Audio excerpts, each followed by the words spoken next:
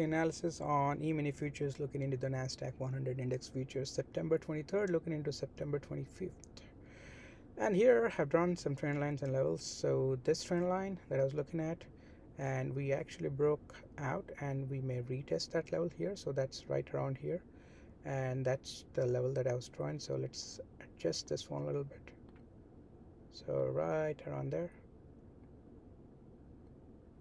And so we may be able to retest that one, but as of now this is a monthly. This is the support here which we may retest, and that would be a strong support, that one, because that's where it was rejected. So if the sellers are in control, and let's do a channel here, and this is the monthly again. I want to repeat that, and I want to make sure that I have extended hours here. So if the sellers are in control,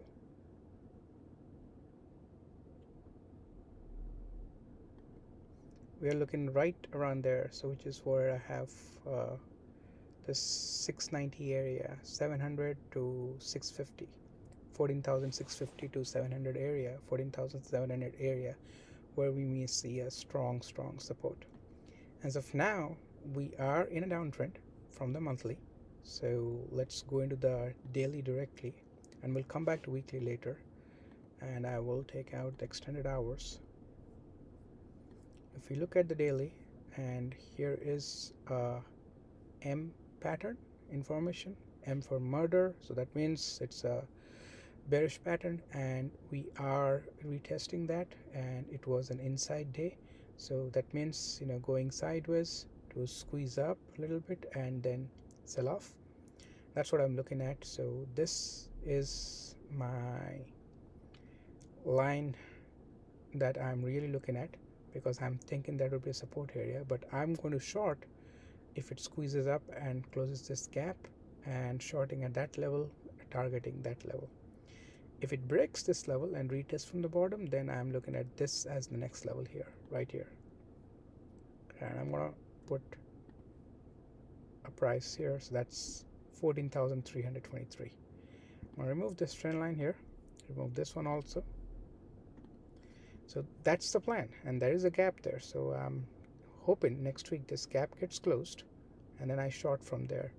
I am full position in shorts and 1/3 positions in bullish trades. I'm not taking bullish trades because this is definitely a sell-off, this particular one. So if you just do a channel here and just draw this channel right that way, so that's the top side of the channel, that's the bottom side of the channel, come here right around there.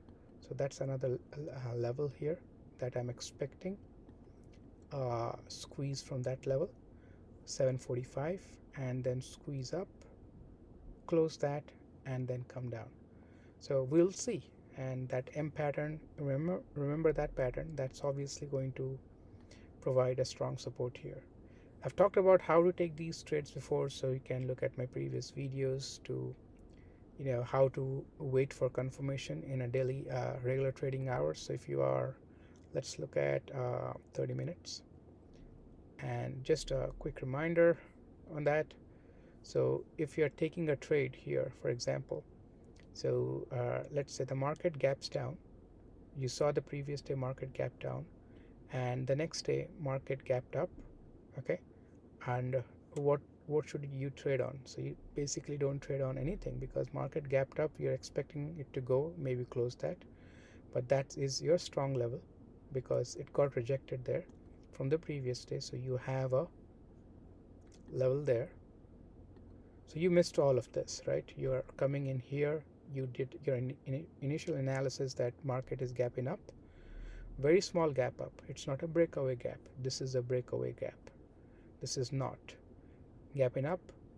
This is 30 minutes, so this is your 6:30 Pacific time, 7 o'clock. You're not trading anything because your level is here, you wait here, and that's a doji. That means sellers are showing up, but bulls are fizzling out.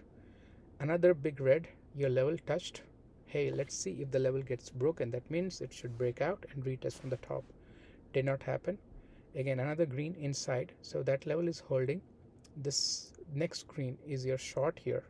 You take a short here, that is 15 or 20. Let's say you take 15,020 and put a 15,060 40 point stop, right?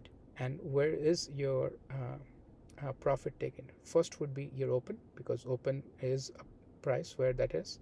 Next is this gap close. So you take that trade. Yes, if you're like me, I did not take this trade because I was not near my computer and I did not take this trade at all. So I took this breakaway trade. So because I only trade like 30 to 40 minutes in the morning, and I saw this gap up, then saw rejection, and on this candle I took a trade, a day trade. I don't have a weekly trade on. I'm planning to take one. If this is broken and is closed, then we'll go into the weekly here.